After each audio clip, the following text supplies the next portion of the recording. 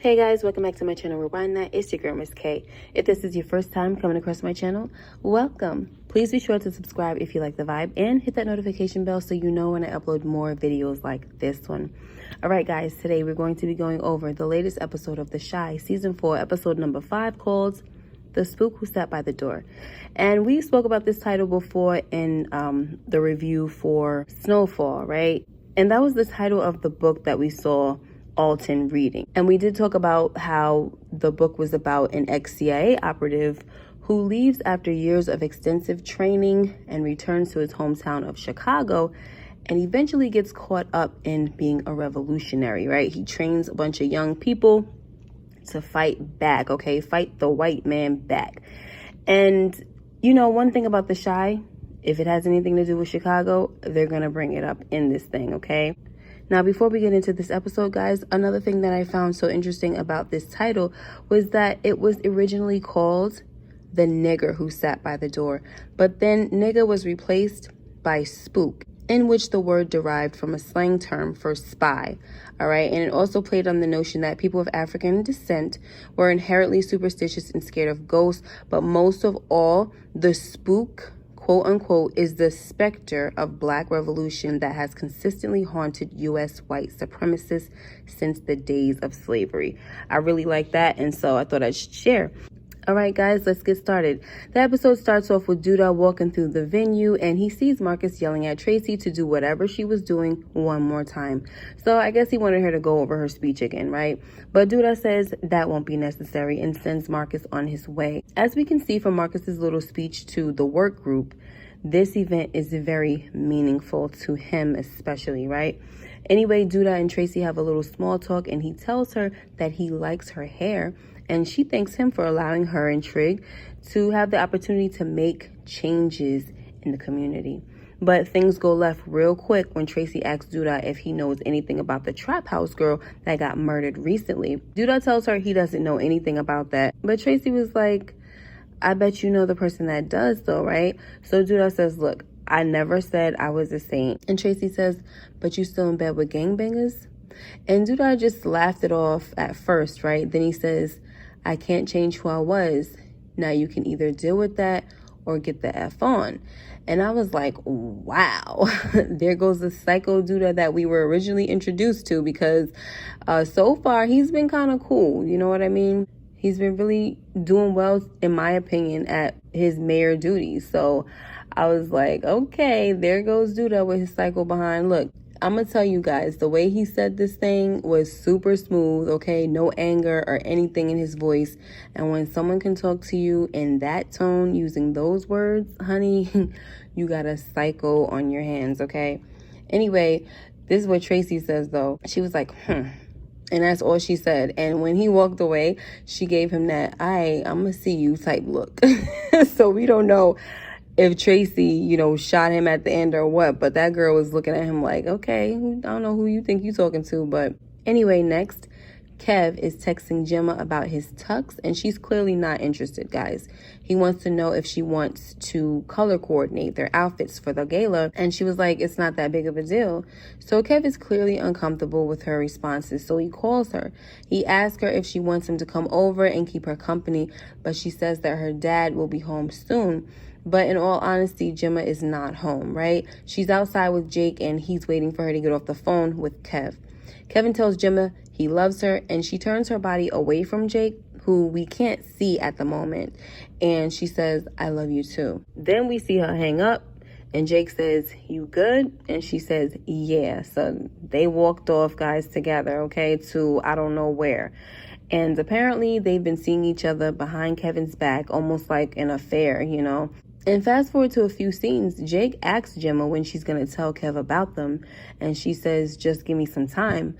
But before that, she was like, why? And I was like, really? Why?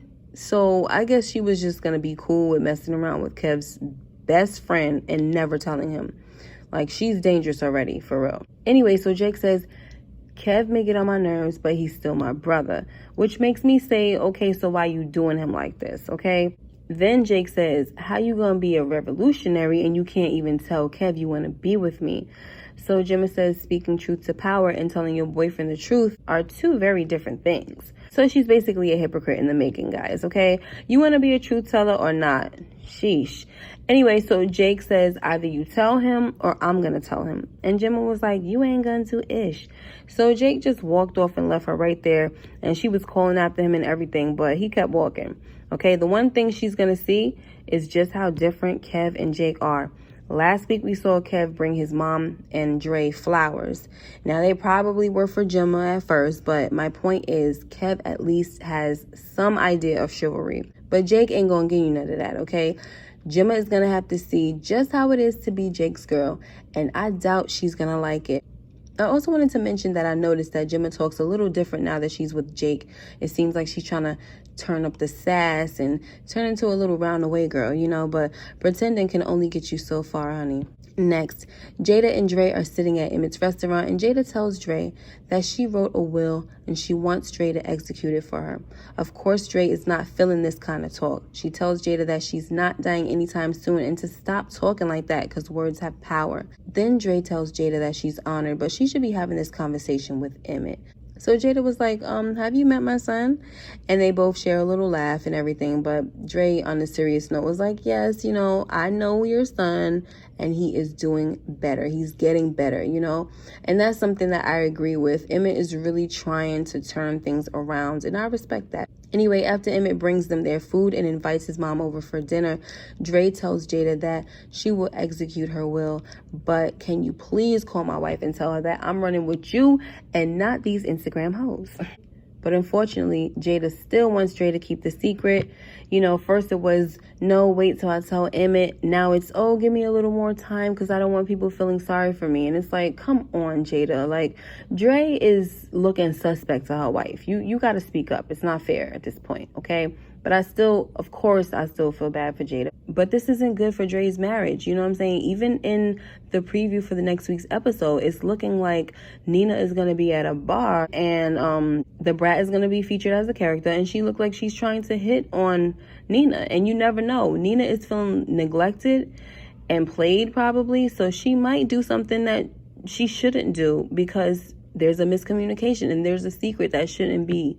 So that's just how I feel about that, guys. All right, but whatever. So at least Dre was able to smooth things over with Nina this time, you know, when she got home. But that excuse that she went to the gym almost got her in trouble, okay? But when she asked Nina to join her in the shower, it put out the flames. Next, Imani tells Trick that she wants Shad out of the house. So Trick was like, I know. What did he do, though? So she says, he clocked my tea. And I'm like, what? What the heck does that even mean? All right. But anyway, so she was like, he doesn't like me. And I know one thing, he's not going to be disrespecting me being in my house. You know what I'm saying? Eating my food and being in my house and being disrespectful to me. So Trick says, I'll handle it. And Imani was like, that's what you said about the trap house. So we see here that Imani is tired of Trick saying he's going to handle something, but not handling it quick enough for her or to her satisfaction. Next, Emmett goes to Jada's to talk with her, and he brings her a juicer because he heard that people who juice live long lives. Before we go further into this scene, I just want to mention real quick that Emmett and Suede's interactions are just too funny to me. They be briefly going at it before Emmett finally talks to his mother, and I just get a kick out of it. Anyway, Emmett tells his mother that he's trying to save her because he can't lose her. He says, I need you. So Jada sees Emmett is getting emotional, so she tells him that the doctors found the cancer early and they're saying her chances are good. Now, I hope this wasn't a lie because we know that the doctors are concerned because her cancer is aggressive and it's more aggressive than they initially thought. All right, so anyway, Emmett was like, forget them doctors. Let's talk to Jesus. Do you want to pray? And I said, okay, Emmett, you better call on the name. All right. But, you know, the scene was pretty emotional, guys. Emmett tells Jada that he's working on himself and he wants her to be around to see it, you know, so she can be proud of him. And Jada says, I'm so proud of you. Next, Shad has a job interview and it doesn't go so well. It started off fine since the interviewer knew his uncle's kids, but once Shad let it be known that he's an ex-felon, the interviewer tells him that he doesn't make the final decision. Now, I think Rashad reacted poorly because he got all upset and called the guy a snake and walked out, and he was cursing and making all kinds of noise and stuff. If he would have handled the situation like a professional instead of like a freaking felon, things might have been different. You know what I'm saying? You never know what could have happened for him. All right. But I do feel bad for him anyway, because the system is designed for people like him to get out of jail or prison and basically fail, you know, because no one wants to hire them. So, of course, they start doing the same thing they was doing that got them locked up in the first place. And it's just really sad. And you can't tell me that that's not intentional. You really can't. Next, Keisha bonds with a new co-worker when she finds out that they both had a scholarship to college that didn't work out. He played ball but got hurt, and we know what Keisha's situation was, right? But we could see that talking to him made Keisha have hope, and it just seemed to encourage her. I don't know what will happen, but he seems like a cool dude for her. You know, he's definitely nothing like anyone she's ever messed with before, but many times different is good. Next, we see that Suede has really been a great support system for Jada. He's there with her while she's throwing up. He cooks for her, and he just really seems like a good dude. He also tells Jada that he loves her, and this wasn't really a surprise to me, guys, because you could see it all in his actions. But Jada doesn't tell Suede that she loves him back. She just lets him know that she really appreciates him. That's a little ouchy, but, you know, it's better than lying and telling him that she loves him when she really doesn't, you know. But I think that Suede, he seemed cool with it, and he took it like a champ. Next, while the guests piled into the gala, Keisha is at work and she's having labor pains. We see that she's timing her contractions, and they start to occur more frequently. So she should pretty much know by now that this is not Braxton Hicks. This is the real deal. Next, Kev tries to talk to Gemma to see how her night is going, but she's more focused on Jake, who she sees talking to another girl across the room. And she didn't even have the nerve to hide her screw face, guys. Then she tells Kev that she's not thirsty because he asks if she wanted something to drink. After she says, no, I'm good, she walks away from him and walks right over to Jake to get on him about talking to another girl. She was like, I know you're trying to make me jealous. And Jake said, well, is it working? And Gemma said, yeah, a-hole. And Jake just laughs and walks away from her again. Next, Keisha's at home and the labor pains are kicking her behind, but she's still preparing for a water birth at home.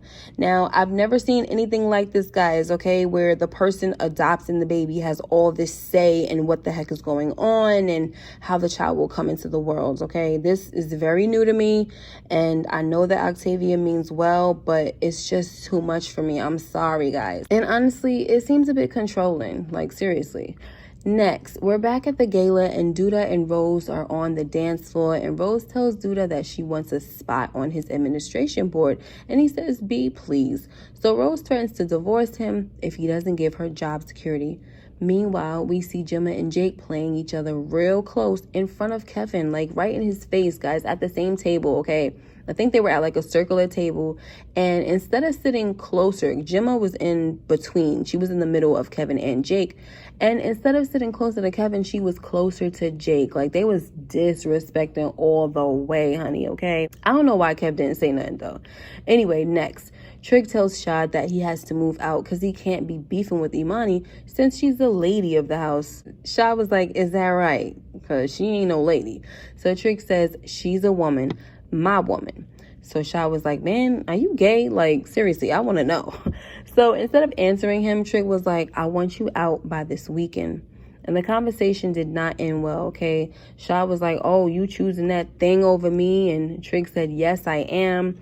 So Rashad was like, well, F you, B, you know? And like I said, it didn't end well because Trig just left the bar on that note. Next, during Tracy's speech, Jake gets up and walks out to the hall. And Gemma gets up so that she can chase him like a lost freaking puppy, okay? And Jake got up because he was feeling some type of way after hearing Tracy speak about her son who was killed by the police. And, you know, he had his incident with the police, so he's a little sensitive about that. And I guess he was just feeling a little played. Instead of feeling like people really cared, they just wanted him there because they know he was recently on the news for this type of situation.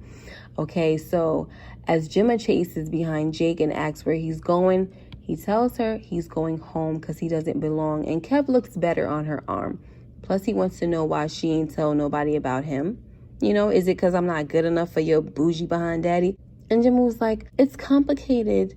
And Kev approached me. And Jake was like, well, I don't chase chicks. you know? Actually, he said, I don't chase bees, okay? And that's when Gemma was like, stop talking like that. And he said, that's how I talk. And that is definitely something that she's going to have to get used to. You know, Jake is just, he has a very disrespectful mouth. I mentioned this in one of my other videos. His mouth is disrespectful, especially when it comes to females, okay? So long story short, guys, Gemma changes the subject by asking Jake if he just wants to get out of here. Meanwhile, Kev, he was busy looking for them. When they first kind of slid off, he saw the 2 empty chairs and started looking for them. So he's still looking around, guys. And when he finds them kissing, okay? And this was hard for me to watch, guys, because I didn't like seeing Kev break like that.